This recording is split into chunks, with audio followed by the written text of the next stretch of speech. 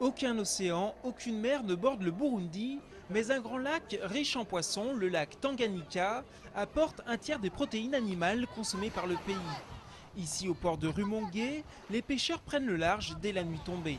Quand ils pêchent, ils montent dans l'eau et puis ils jettent le filet et puis ils tendent avec les deux pirogues parallèles. Quand ils sont tendus et puis on allume des lampes. La technique pour capturer le poisson est bien rodée. Le problème, c'est la conservation.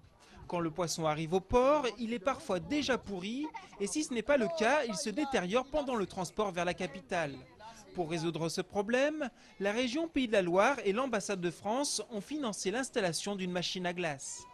Il suffit d'appuyer une touche et la machine, ça démarre. Cette machine est capable de produire 6 tonnes de glace par jour. Actuellement, seuls 150 kilos sont vendus quotidiennement, mais une véritable filière de la pêche est en train de naître autour de cette machine. Auparavant, nous avons utilisé des congélateurs, mais on fait congeler le poisson qui est déjà pourri. Depuis que nous avons commencé à conserver le poisson sous glace, mais on commence à vendre le poisson à un prix qui n'est pas élevé, mais qui ne se change pas, le prix reste stable. Pour respecter la chaîne du froid, l'usage de cassis au terme s'est rapidement imposé.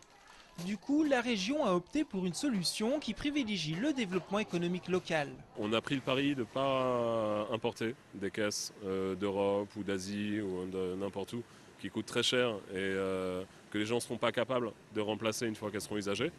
Donc on a mis au point des caisses là, avec la mousse polyuréthane, on a un frigoriste qui nous les renforce à l'intérieur avec de l'aluminium et du bois.